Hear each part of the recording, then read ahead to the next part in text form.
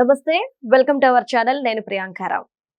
ఇప్పుడు AP cabinet మీద చర్చ నడుస్తుంది. ఏంటి అంటే ఒక కొత్త అంశం తెర మీదకి వచ్చింది. చంద్రబాబు నాయుడు గారి క్యాబినెట్ లో మంత్రుల్లో 50% మందిని తొలగించే అవకాశాలు ఉన్నాయి అని. ఎందుకు 50% తొలగించాలి? అసలు ఏం జరుగుతుంది? మరి వీళ్ళ ప్లేస్ లో రీప్లేస్ జరుగుద్దా? అసలు ఏం ఆలోచిస్తున్నారు బాబు గారు? ఎందుకు వీళ్ళని తొలగిస్తున్నారు అనేవి చాలా క్వశ్చన్స్ రైజ్ అవుతున్నాయి.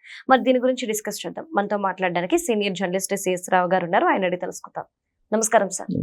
అంటే చంద్రబాబు నాయుడు గారి క్యాబినెట్ లో 50% మంత్రుల్ని తొలగించే ఆలోచనలో బాబు గారు ఉన్నారు అనేది ఒక వార్త ఈరోజు చర్చనీయాంశంగా మారింది. అంటే ఇప్పుడు చాలా క్వశ్చన్స్ రేజ్ అవుతున్నాయి. ఎందుకు తొలగిస్తున్నారు? రీజన్.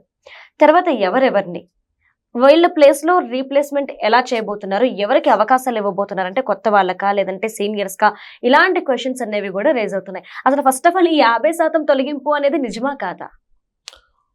యాక్చువల్గా చంద్రబాబు నాయుడు గారు ఎప్పటికప్పుడు సర్వేలు చేయించుకుంటారు. అవును. ఈ సర్వేలను బేస్ చేసుకొని పర్ఫార్మెన్స్ ఎవరిది ఎలా ఉంది అనేది అంచనా వేసుకుంటారు. అవును. అయితే ఆయన ఎప్పుడు కూడా పూర్గా ఉన్నటువంటి వాళ్ళని మీరు పూర్గా ఉన్నారు, మీరు సరిదిద్దుకోండి, మీరు యాక్టివ్గా అండి, మీరు మీ పర్ఫార్మెన్స్ని పెంచుకోండి అని చెప్తుంటారు. ప్రతి క్యాబినెట్లో కూడా ఆయన చెప్పడం అనేది సర్వసాధారణం. సో అలాగని చెప్పేసి ఇమీడియట్గా క్యాబినెట్ని మొత్తాన్ని మార్చేసి తీసేసి అలాంటివి తీసుకోరు చంద్రబాబు నాయుడు గారు. వీళ్ళున్నంత వరకు అవకాశం ఇస్తారు, సరిదిద్దుకునేటువంటి అవకాశం. అప్పటికి కూడా సరిదిద్దుకోకపోతే డెఫినెట్గా చర్యలు తీసుకుంటారు, ఎవరైనా తీసుకుంటారు. కాకపోతే చంద్రబాబు నాయుడు గారు కొంత లేట్గా తీసుకుంటారు. సంక్రాంతి తర్వాత క్యాబినెట్ ఎక్స్పాన్షన్ ఉంటుంది, లేదంటే ప్రక్షాళన ఉంటుందని చెప్పేసి అనుకున్నారు యాక్చువల్గా. కాకపోతే కేంద్ర క్యాబినెట్లో కొంత మార్పులు అవి చేయాలనుకుంటున్నారు నరేంద్ర మోడీ గారు.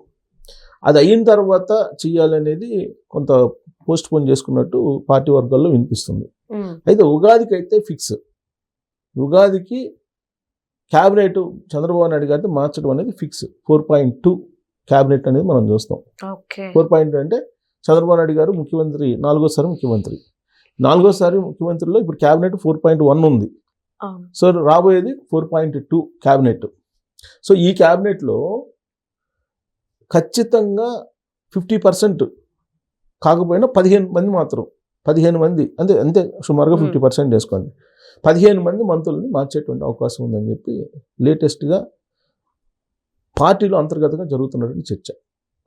అంటే ఈ 2 సంవత్సరాల పాటు, దాదాపు 2 సంవత్సరాలు అవుతుంది, ఏప్రిల్కి దాదాపుగా 2 సంవత్సరాలు అవుతుంది. ఈ 2 సంవత్సరాల్లో మంత్రుల యొక్క పర్ఫార్మెన్స్ ఎవరెవరిది ఎలా ఉంది అనేది చాలా క్లియర్గా చంద్రబాబు నాయుడు గారు దాదాపు 4 సర్వేలు, ఇంటెలిజెన్స్ రిపోర్టు, వీటన్నిటిని క్రోడీకరించి పెట్టారు అనేది ఒకటి. రెండేంటంటే క్యాబినెట్లో యువరక్తాన్ని ఎక్కించాలి, కొత్త వాళ్ళకి అవకాశం ఇవ్వాలి అనేటువంటి ఉద్దేశంతో కొత్త వాళ్ళకి ఇచ్చారు. ఫస్ట్ టైం ఎమ్మెల్యేలు అయినటువంటి వాళ్ళకి కూడా ఇచ్చారు. ఇవాళ వరకు కూడా క్యాబినెట్లో ఆయా శాఖల మీద పట్టు సాధించలేనటువంటి పరిస్థితి కొంతమంది మంత్రుల్లో ఉంది. మరొక ఆశ్చర్యకరమైన విషయం ఏంటంటే అక్కడ ఉండేటువంటి పిఆర్ఓలు క్యాబినెట్ ఆ మంత్రిత్వ శాఖల్ని లీడ్ చేస్తున్నారు. అంటే మంత్రులకు కూడా సంబంధం లేకుండా కొంతమంది ఒకళ్ళిద్దరు ఆల్రెడీ చర్యలు కూడా తీసుకున్నారు. కానీ 15 మంది మంత్రుల దగ్గర ఉండేటువంటి వాళ్ళు ఇవాళకి కూడా మంత్రులకు తెలియకుండా సమాంతరమైనటువంటి వ్యవస్థను నడుపుతున్నారు కొంతమంది పిఆర్ఓలు అనేది ఒకటి. విచిత్రమైన పరిణామం ఏంటంటే మంత్రులకు తెలియకుండా బిల్లులు పాస్ అవుతున్నాయి, మంత్రులకు తెలియకుండా కొన్ని వర్క్స్ నడుస్తున్నాయి, వర్క్స్ శాంక్షన్ చేస్తున్నారు. ఇవన్నీ కౌంట్ అవుతున్నాయి. సర్వేల రూపంలో చంద్రబాబు నాయుడు గారు అబ్జర్వ్ చేస్తున్నారు. అబ్జర్వ్ చేసి ఒకనొక మూమెంట్లో వీళ్ళ వల్ల కావట్లేదని చెప్పేసి వాళ్ళకి సమాంతరంగా అధికారులని ఒక త్రిసభ్య కమిటీ లాగా అధికారులను ఏర్పాటు చేసి ప్రతి జిల్లాలో వాళ్ళ చేత అభివృద్ధి పనులు చేయించాలి, ప్రజలకు ఏం కావాలనో అవి చేయించాలి అనేటువంటి ఆలోచన కూడా చేశారు. ఇంకా ఇంప్లిమెంటేషన్కి రాలేదు కానీ చేశారు. అంటే వీళ్ళ వల్ల కావట్లేదు అని, ఈ 15 మంది వల్ల కావట్లేదు, వాళ్ళ సమాంతరంగా ఏదన్నా అధికార వ్యవస్థను ఏదైనా ఏర్పాటు చేసి అభివృద్ధి పనులు, ప్రజల సమస్యలను పరిష్కరించేటువంటి దిశగా వెళ్ళకపోతే ప్రభుత్వం మీద చెడ్డ పేరు వస్తుంది అనేటువంటి ఒక ఆలోచన కూడా ఆయన చేసినట్టు ఆ మధ్య న్యూస్లో కూడా వచ్చింది. అంటే వీళ్ళ పనితీరు ఎలా ఉంది? ప్రభుత్వం చేసేటువంటి కార్యక్రమాలని ప్రజల మధ్యకి తీసుకెళ్ళలేరు, చంద్రబాబు నాయుడు గారు సూపర్ సిక్స్ని అమలు చేస్తున్నారు. ఈ సూపర్ సిక్స్ని కానీ, లేదంటే అమరావతికి సంబంధించినటువంటి డెవలప్మెంట్ విషయంలో కానీ, లేదంటే విశాఖకు సంబంధించినటువంటి గూగుల్ ఏఐ సెంట్రల్ సంబంధించి కానీ, లేదంటే కల్తీ నెయ్యి విషయంలో కానీ, లేదంటే లిక్కర్ స్కామ్ విషయంలో కానీ, లేదంటే పరకామణి కేసు విషయంలో కానీ ఎవరైనా సరే పగడ్బందీగా ఇన్ఫర్మేషన్ తోటి మాట్లాడినటువంటి దాఖలాలు ఉన్నాయా? ఒకళ్ళిద్దరు ఏదో ప్రెజర్ చేస్తే వచ్చి ఏదో మామూలుగా మాట్లాడి వెళ్ళిపోతున్నారు. ఇప్పుడు సహజంగా మిగతా వాళ్ళు మాట్లాడేదానికి మంత్రులు మాట్లాడడానికి తేడా ఉంటుంది. పక్కా ఆధారాలు తీసుకొని మంత్రులు వచ్చి ప్రెస్ మీట్ పెట్టి మాట్లాడితే దాని శానిటీ వేరే ఉంటుంది. అవును. కానీ ఎవరు మాట్లాడుతున్నారు? ఇవాళ 11 మంది కూడా హాజరు కానిటువంటి పార్టీ వైఎస్ఆర్ కాంగ్రెస్ పార్టీ. అసెంబ్లీకి హాజరు కావట్లా. 11 మంది ఎమ్మెల్యేలతోటి నేను అధికారంలోకి వస్తే మీరు 2 నెలలు నేను జైలు పెడతానంటే పీపీపీ మోడల్లో ఉండే మెడికల్ కాలేజీలకి టెండర్లు కూడా వేయడానికి ముందుకు రానటువంటి పరిస్థితి ఏర్పడింది అని అంటే మరి ప్రభుత్వం బలంగా ఉన్నట్ట, ప్రతిపక్షం బలంగా ఉన్నట్టు, ప్రతిపక్ష హోదా లేనటువంటి పార్టీ బలంగా ఉన్నట్ట? ఇక్కడే కదా తెలిసిపోతుంది కదా మంత్రివర్గంలో ఉండేటువంటి స్ట్రెంత్ ఏంటి అనేది, మంత్రివర్గంలో ఉండే మంత్రుల స్ట్రెంత్ ఏంటి అనేది. 164 మంది ఎమ్మెల్యేలతోటి బలమైనటువంటి ప్రభుత్వం ఏర్పడినప్పుడు కేవలం 11 మంది ప్రతిపక్ష హోదా కూడా లేనటువంటి పార్టీని ధీటుగా మీరు ప్రజల్లో, ప్రజాక్షేత్రంలో మీరు ఎదుర్కొంటున్నారా అని ప్రశ్న వేసుకుంటే కనుక సమాధానం ఏమొస్తుంది ఎవరికైనా? మీరు అబ్జర్వ్ చేస్తే అసలు 11 మంది ఎమ్మెల్యేలు ఉండే పార్టీ, ప్రతిపక్ష హోదా లేనటువంటి పార్టీ, అది ఇంతమందికి సమాధానం చెప్తుందని అంటే మరి క్యాబినెట్ ఏం చేస్తున్నట్టు? అందుకే ఇవన్నీ అబ్జర్వ్ చేసిన తర్వాత చంద్రబాబు నాయుడు గారు ఇలా కాదు, సింగిల్ టైం ఎమ్మెల్యేగా అయినటువంటి వాళ్ళని క్యాబినెట్లో కనుక స్థానం కల్పిస్తే వాళ్ళకి అవగాహన ఉండదు. అసలు గతంలో మంత్రివర్గంలో ఒక స్థానం, మంత్రివర్గంని అసలు ఎలా ఉంటుందో కూడా తెలియనటువంటి వాళ్ళని కూడా తీసుకున్నాం. ఒకనొక మూమెంట్ చంద్రబాబు నాయుడు గారు అన్నారు, అసలు కొంతమందికి టికెట్లు అనవసరంగా ఇచ్చాను నేను, పొరపాటు అయిందని కూడా అన్నారు. అంటే మంత్రుల గురించి కాదు, మామూలుగా. సో కాబట్టి ఇప్పుడు ఏం చేయాలి చంద్రబాబు నాయుడు గారు? ఎలక్షన్కి సంబంధించిన టీంని ఏర్పాటు చేసుకోవాలి. ఎందుకు? 2 సంవత్సరాలు అయిపోయింది, ఇంకొక 2 సంవత్సరాలు ఉంటుంది. Last year election year. ఒకవేళ జమిలీ ఎలక్షన్స్ వచ్చినాయి అనుకోండి, 2028 వస్తాయి.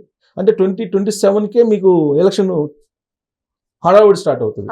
అంటే ఇంకా ఇప్పుడు ఇది 2026, ఇంకా మ్యాక్సిమం 2 years మ్యాక్సిమం. అది కూడా ఇది జమిలీ ఎలక్షన్ వస్తే ఇంకా 1.5 సంవత్సరమే. మరి ఎలక్షన్ టీంని తయారు చేసుకోవాలి కదా, ఎన్నికల టీం తయారు చేసుకోవాలి కదా చంద్రబాబు నాయుడు గారు నెక్స్ట్ ఎలక్షన్కి. కాబట్టి ఈ టీంతో వెళ్ళగలరా? సో వెళ్ళలేము అనేటువంటి ఉద్దేశంతో ఆయన 15 మంది మంత్రులు తీసేసడానికి సిద్ధంగా ఉన్నారు అనేది నాకు పార్టీలో కీలకమైనటువంటి ఒకళ్ళిద్దరు చెప్పినటువంటి మాట. ఆ ఇద్దరు ఎవరు ఏంటి అనేది నేను బయట పెట్టడం ధర్మం కాదు, అడగడం కూడా ధర్మం కాదు ఎవరికి. కాబట్టి ఈ 15 మందిని తీసేసి సీనియర్స్ ఎవరైతే ఉన్నారో వాళ్ళని తీసుకొని క్యాబినెట్లో రాబోయేటువంటి ఎన్నికల టీంకి రెడీ చేస్తున్నారు. సీనియర్స్ ఎప్పుడు కూడా వాళ్ళకి అవగాహన ఉంటుంది. సీనియర్స్ని చూస్తే మీకు ఐఏఎస్లు కూడా మాట వింటారు. ఇవాళ పరిస్థితి ఏంటి? ఐఏఎస్లు మాట విన్నటువంటి పరిస్థితి. మంత్రుల మాట ఐఏఎస్లు వింటున్నారా? క్వశ్చన్ చేసుకుంటే వింటారు. ఎందుకంటే వీళ్ళకి అవగాహన లేదు. వీళ్ళకి అవగాహన ఉంటే ఖచ్చితంగా వింటారు. అవగాహన లేనటువంటి మంత్రులతో పెట్టుకొని క్యాబినెట్లోని ఏం చేస్తారు? సో అందుకే 15 మంది మంత్రులను తీసేయబోతున్నారు అనేది క్లియర్ కట్గా ఈ పాటికి సర్వేలు కూడా చేయించుకొని రెడీగా పెట్టుకున్నారు అనేది తెలుస్తుంది. అయితే ఆ ప్లేస్లో మీకు సీనియర్స్ అంటే ఎవరెవరు? ఇప్పుడు బాగా పట్టున్నటువంటి వాళ్ళు అయ్యన్న పాత్రుడు గారు స్పీకర్గా ఉన్నారు. ఆల్రెడీ నిమ్మల రామారెడ్డి గారు ఉన్నారు, వాళ్ళని కంటిన్యూ చేస్తారు ఆయన్ని. సో ఇప్పుడు అయ్యన్న పాత్రుడు గారు కానీ, కళా వెంకటరావు గారు కానీ, తర్వాత బుచ్చయ్య చౌదరి గారు కానీ, ఇలాంటి వాళ్ళు సీనియర్స్ ఉన్నారు. వాళ్ళకి పార్టీ మీద అవగాహన ఉంది, సమాజం మీద అవగాహన ఉంది, తర్వాత డిపార్ట్మెంట్స్ మీద అవగాహన ఉంది, అసలు ఎలా చేయాలి పనులు అనేది అవగాహన ఉంది. వాళ్ళని చూస్తే మీకు ఎగ్జిక్యూటివ్ ఐఏఎస్లకి గౌరవం ఉంటుంది. వీళ్ళని చూస్తే అసలు గౌరవం కాదు కదా, వీళ్ళకేం తెలియదు అనే ఉద్దేశంలో వాళ్ళు ఉన్నారు. అసలు వాళ్ళ పిఆర్ వాళ్ళే లెక్క పెట్టినటువంటి పరిస్థితి. మరి ఈ 15 మంది మంత్రులు మరి పరిస్థితి ఏంటి? వీళ్ళ వల్ల ప్రభుత్వానికి రేపు ప్రజల్లో అసంతృప్తి ఉంటే అందుకే చంద్రబాబు నాయుడు గారు సీనియర్స్కి మళ్ళీ స్థానం ఇవ్వబోతున్నారు.